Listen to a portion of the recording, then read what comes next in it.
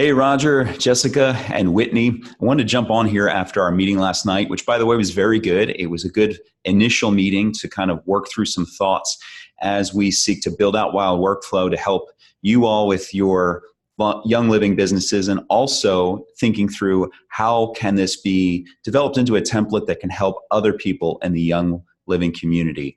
And so kind of keeping that in mind always, what's going to work for our specific business context, but also how can we be thinking through what's going to help other people in our community as well, so that we don't become too subjective in our solutions, but we're also thinking big picture at the same time, ourselves and how this translates to others so that we can help them. But I was thinking on the drive home of a story. And this happened with one of my churches that I used to consult. I used to be a church consultant with a company called CCB, or Church Community Builder. And I was an implementation coach for that software product for large teams who are looking to bring structure to the administration of their churches, from everything from, the financial giving aspects to volunteering, to worship scheduling, whatever it might be. And one of the scenarios I encountered was with a specific church. It was a large church, about 20,000 members. And we were the fourth different type of church management system or software that they had contracted with.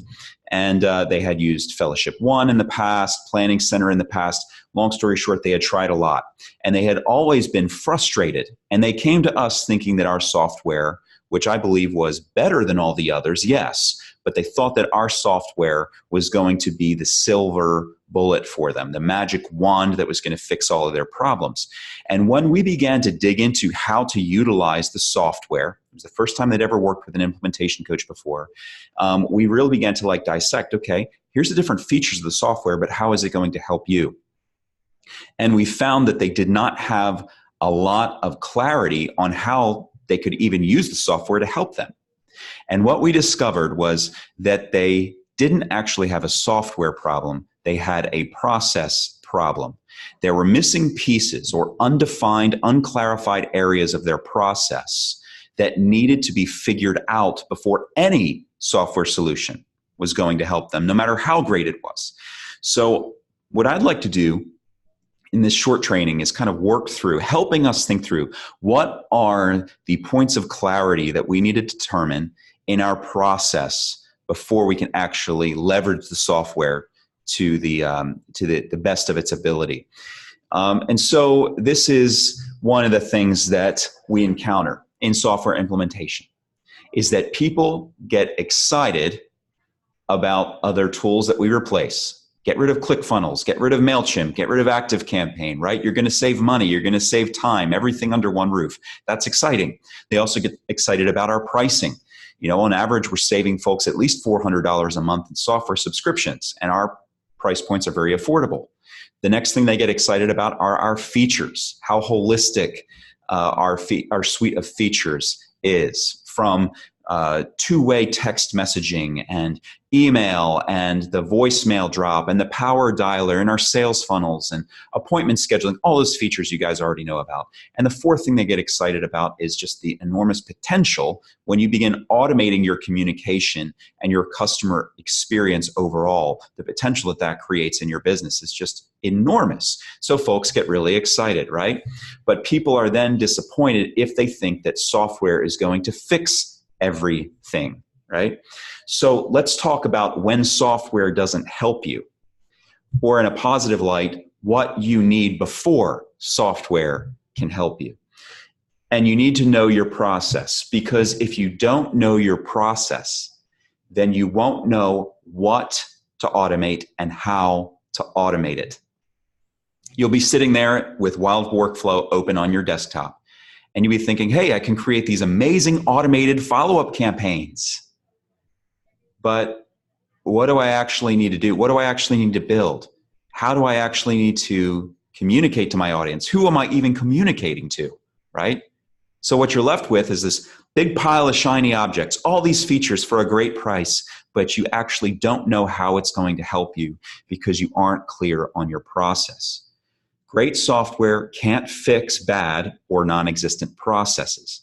Great software supports great process. Wilde Workflow is designed to help you automate your sales and marketing processes, but it cannot make something out of nothing. An example I think about is this. My 10-year-old daughter, Zoe, for the longest time was asking for a KitchenAid mixer.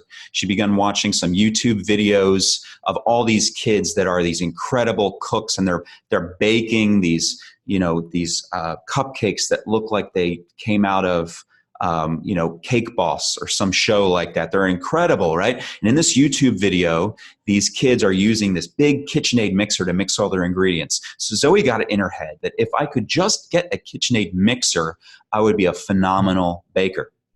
Well, you know what? A couple Christmases back, Grandma and Grandpa got Zoe a KitchenAid mixer. We didn't even expect it. We were blown away by it. An incredible gift, right? She got the mixer. But you know what? She was frustrated when she began trying to bake. Because here's the deal. She had the tools and she had some recipes, but she did not know what she was cooking and who she was serving, right? She didn't actually understand how to put all the ingredients together into that mixer to turn it up and to make something beautiful. So with Wilde Workflow, here's the idea, right? It's like we're the KitchenAid mixer. Or even better yet, we don't just give you the tools, we also give you some recipes to use. We give you the tools and the recipes. But it's up to you to decide what you're cooking and who you're serving. If you don't know what you're cooking and who you're serving, right, then all you're left with is a tool sitting on your kitchen counter and a big pile of ingredients, and you're going to feel absolutely lost. So we need to know what you're cooking and who you're serving. So how do you determine your process is the question. And I like to start with something called the 5 W's, or we'll use the 5 W's to help us determine what our process is. And here's the 5 W's. If you're familiar with this, it's common terminology, who, what, when, where, why, and the awkward H, how. Doesn't quite fit the alliteration. But step 1, we're going to answer why. We're going to start with why. And this is, what are your process goals? Or why are you doing what you're doing? So why? Let's talk about process goals. This is pretty clearly defined for us, at least in terms of utilizing Wilde Workflow. First, with our process goals, we want to make our communication more efficient and effective. Second, we want to move our customers through our sales funnels. So ultimately, they purchase from us, right? Next, we want to maintain ongoing connection with our audience, maintain trust and influence, maintain engagement with that audience, right? So that when it comes time to launch that new product or to talk about building their business, they're ready to hear from you, right? You're not an unfamiliar face, you're familiar. Next thing we want to do is make our lives more simple. Automation can drastically simplify our lives. We're not running around with people falling through the cracks while we're trying to remember, do I need to respond to them in Facebook Messenger? Or, I got to text that person or call that person back. No, everything is simplified and housed in one place. And ultimately, yes, one of our process goals is we want our process to lead to revenue. We want to make money. So step 2, we need to answer who. Who are you talking to? And I call this your contact types. Who are you talking to? Your contact types. Contact types are the different categories of people that you need to deliver specific communication to. Now, for Young Living, we talked about this last night, Roger and Jessica. Who your contact types in Young Living were, number 1, new customers. These are your leads and prospects, right? Differentiate. Lead is anybody that's just kind of initially indicated interest, and a prospect is somebody who's engaging. There's some level of them being a qualified lead, if you will. The next was existing customers. That was another contact type, right? We need to maintain connection with existing customers. The next was community in a broad sense, right? The Young Living community at large. The next was team members that are non-business builders. The next were business builders. And the question is there anyone else? Is there anyone else on the list of who? Are there any other types of contacts that you need to maintain connection with? Wilde Workflow implications are this, right? When you answer who, here are the implications for our system. It implicates the message content. For example, the emails that will be created in the system. And it implicates the types of campaigns that you create. Are you creating a lead follow-up campaign? Are you creating a nurturing campaign for existing customers so that they maintain engagement with you? Are you creating an onboarding campaign for new customers?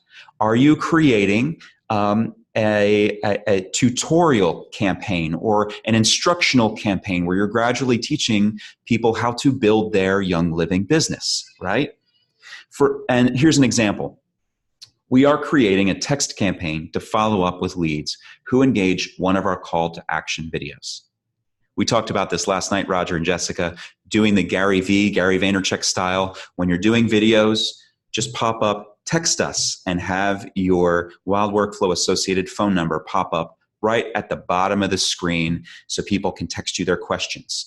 And if you say, you were doing the Vitality Drops video the other night, if you said, text us at, and you had that number pop up at the bottom, or you reference that. If you have questions about Vitality Drops, just text us at this number. Give that Wilde Workflow associated number. And if you say text the word water to 555-1212, whatever that number is, right? That keyword water texted to that number, we just set up a trigger for that, and it puts them in an automated campaign that sends them information about Vitality Drops, and it has the link of where they can buy those Vitality Drops. I'm getting a little bit ahead of us here, but you can see that the implications are massive when you understand who you are communicating with. Bottom line, who do you need to communicate with? That's the question. Step number 3 is answer where. Where are your initial conversations happening? So some examples of where that we worked through last night, we thought, okay, initial conversations primarily seem to happen in Facebook Messenger for Roger and Jessica. Another initial convo source would be text messages. Other examples are classes and vendor events, emails.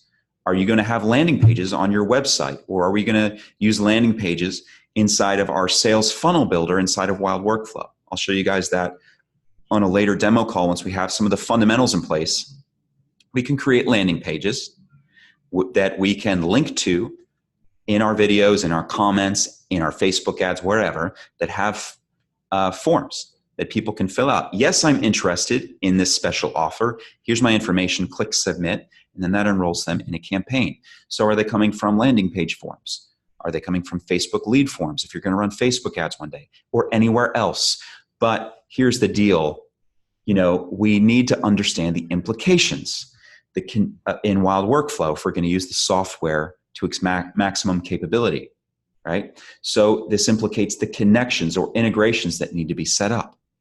If this is a Facebook ad, we can set up inside of our settings in Wilde Workflow, we can pull in the Facebook lead form fields and map them into contact fields in Wilde Workflow and automatically enroll them in a campaign to serve them those follow-up emails, text messages, calls, etc., right? If it's going to be a text message, we need to build that trigger to connect that, right? So this implicates the connections inside the system. How are we connecting how people are communicating with you to the system? The next thing it implicates is the actions within the campaigns, right? Are we serving them emails, right? Or are we serving them text messages? If people are texting in water to 555-1212, you're not going to build a campaign that serves them emails because you don't have the email address yet, right? You're going to want to serve them a text message through that campaign. So this implicates the actions. So here's an example. We are creating a campaign with text actions in reply to leads, texting the number in our video, right? Bottom line, where are your initial conversations happening? We need to account for that. Step 4 is answer what. What are you intentionally communicating, right? We understand, where the communication is coming from. We understand who we need to communicate with, right? We've crossed that off, but now we need to answer what we're actually communicating. What are you saying? So we talked about content types last night, and let's review those. There's a few different content types you need to consider that help you categorize what you need to say to different people. In engagement and nurturing, I call these the 13 trust builders, 13 content types that build trust authority, and influence with your audience. We'll go over those in just a minute. The next content type are sales. Jessica, you mentioned the 4 key questions. We'll review those in just a moment. But in your sales pipeline, it's important that you answer these 4 key questions. The next content type is onboarding, getting started, right? What do you need to say to someone who's onboarding and just getting started? The next content type would be featured products. What do you need to say to someone who's interested in not just purchasing the starter kit, but also in vitality drops or using Thieves as their new household cleaner that's going to replace Clorox disinfectant wipes, right? What do you need to say about featured products to whom, right? And is there anything else that you need to say? You need to think through this, right? What types of content do we need to build and have ready to serve to our audience? So examples to get you started, I wanted to talk about those 13 trust builders. This is worth kind of going off on a slight rabbit trail to talk about, because for engagement and nurturing, a lot of people just kind of rely on chance or charisma. Chance or charisma to engage and nurture their people. They're hoping that their personality is magnetic enough, or that they're winsome enough, right? Or that they said the right thing at the right time to get somebody to lean into the opportunity. But we don't have to leave this to just chance or charisma. We can actually plan how to build trust over time using these 13 different content types. The first one is your personal story. Tell your personal story. Be authentic and transparent. Make the main point getting to know you. Now, in a lot of these content types for trust building, you really don't want to emphasize a call to action. You don't want to sell. That's not the point. Engaging people and nurturing them to build trust and authority so that they're magnetized to whatever you're selling, whenever you're selling it. That's what begins to happen. You're not chasing people for the sale. They're coming to you because they trust you and they want the lifestyle that you're living. The next type from personal story, moving on, is personal philosophy or beliefs. This is a belief that you hold that shows your audience what and why you believe in something, and it provides context about what you do. The next is authority and value. This is where you offer high value that places you in a position of authority so you can share your expertise and your skill set. The next is results and training, where you break down how a process works and provide practical training or help. The next would be a process or method. Similar to training, this highlights an actual process that your audience can use to move from their problem to solution. The next is pain or problem. Highlight your audience's problem or the pain that they feel. Empathize with them.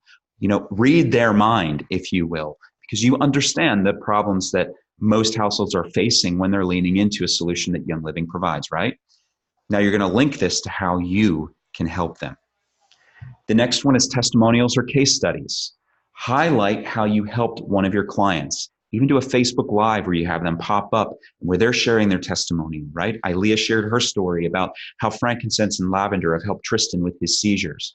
Bring her on, have someone like her talk about how this has brought solution to their life. Have them record a video talking about the impact that you've had on them or that Young Living has had on them. The next is PR. This is where you promote a piece of content that's appeared on an authority site or possibly an interview on TV, radio, or podcast. If other people are interviewing you, hopefully you're getting those recordings and then you can highlight that as one of your content types.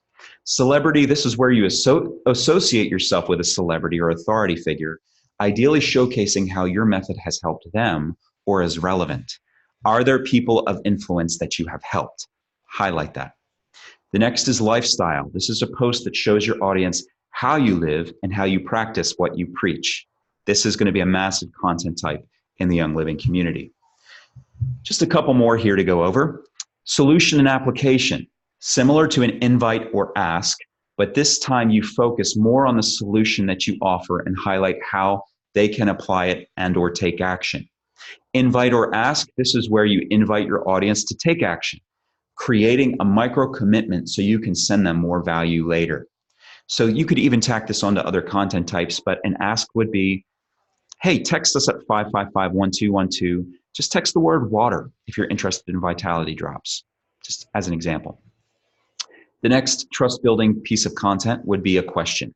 And this is where you ask your audience something in a bid to create engagement and to start conversation with them. Okay, so those are the different engage and nurture trust building content types. Remember those when you're thinking through who am I communicating with, and what am I actually going to say to those people. The next, this would be sales. Those 4 key questions that Jessica mentioned were: what are oils? How do I use them? Why Young Living over others? And how do I get started? What I love about those 4 key questions is that they actually take your prospects through the buyer's journey. The buyer's journey involves those three stages. People need to be aware of the problem and the solution, right? In the consideration stage, that's in the middle, they need to be able to consider their different options and really understand why they would go with this over that, right? And then the decision stage is, hey, I'm aware of the problem, I'm aware of the solution, I've considered my options, and now I'm ready to make a decision, I'm ready to buy, right? So when you're thinking through, who do I need to communicate with? In this case, this would be leads and prospects, right? We understand who we're speaking to. And now we're understanding what we need to say to them. We need to deliver answers to these 4 key questions, right? That's going to have huge implications for our message content, what we're actually saying in the system, right? The emails that you're writing, the text messages that you're building out. It's going to implicate the types of campaigns that you create in the first place. Your lead follow-up and nurturing campaigns, your onboarding campaigns, you get the idea, right? It's going to implicate the types of campaigns that you create. So for example, we're creating an email campaign that's sent to existing customers to expand their product awareness. Bottom line, you need to answer the question, what do I need to say? Step 5, okay, we're moving through this and getting close to the end. This is our last step. Step 5 is answering how and when. How are we communicating our messages to each contact type, right? How can we leverage Wilde Workflow to do that? And when will we fire the automations? Is it going to be immediately, as soon as the person texts us? When are we going to send them an email the following day to make sure that they got that first message? When are you communicating with them, right? So we've already answered the questions now of, who are we communicating with? What do we need to say? And now we're answering the question, how are we going to deliver those messages? And when do we need to deliver them? So how and when, this implicates your communication sequences or your campaigns.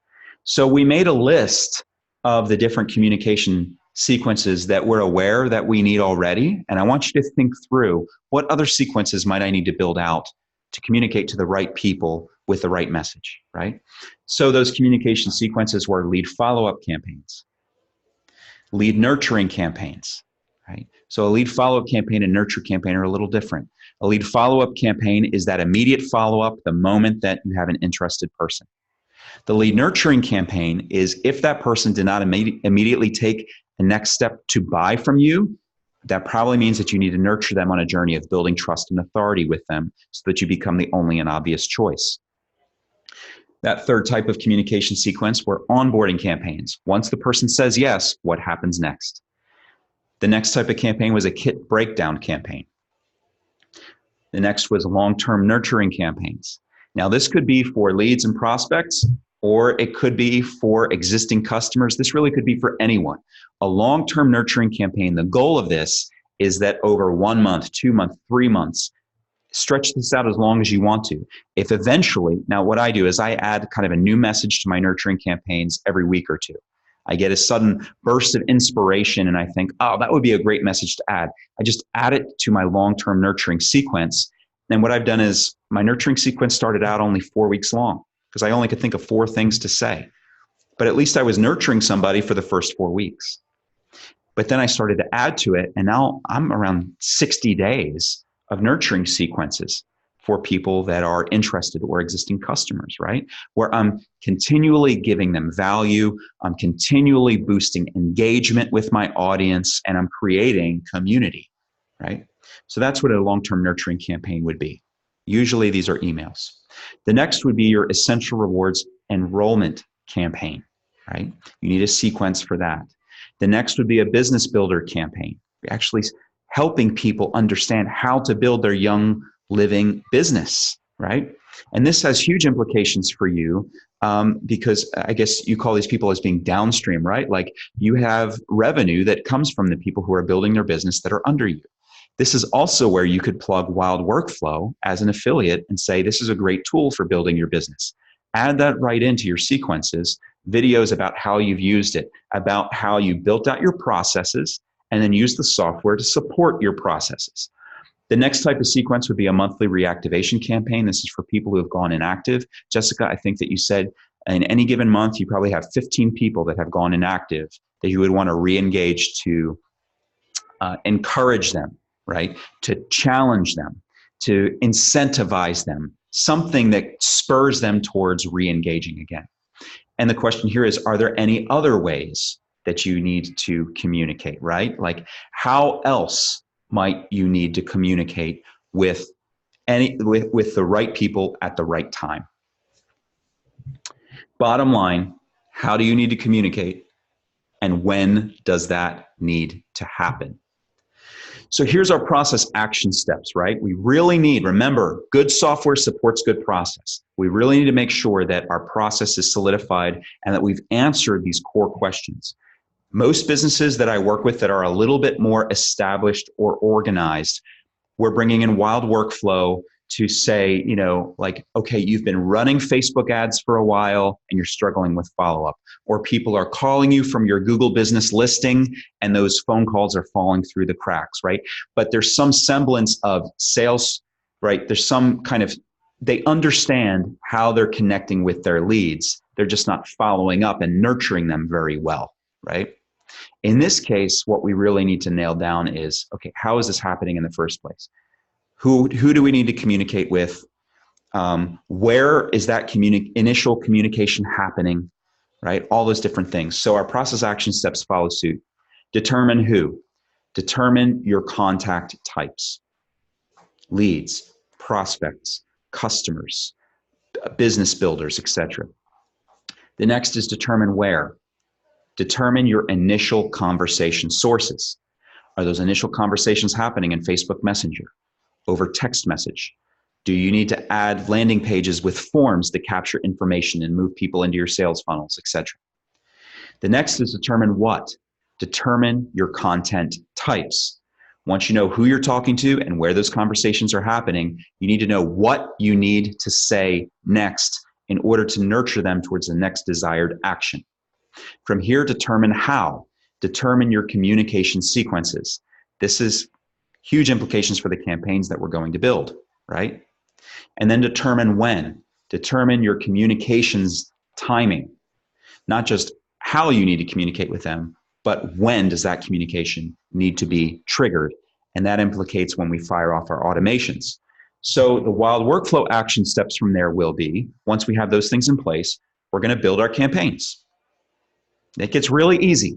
Once you have all this stuff, your process action steps in place, and you know this just falls into place. We're going to be able to sit down, we're going to be able to build out those campaigns that are connected to your conversation sources. Then we're going to write and or record your content for each campaign. That's going to be your big chore, right? It's going to be actually writing out those emails or writing out those text messages that you want to send. From there, I'm going to help you guys build out the triggers to tell the system, hey, if this happens in the system, then do that. If a text message comes in where somebody texts our phone number with the keyword water, then it's going to enroll them in our water vitality product information campaign, etc. Then from there, once campaigns, content, and triggers are set up, then what we'll do is we'll dig in a little bit deeper. Then we're going to explore additional features that we can add on to make things even better, like your online scheduling and your sales funnels.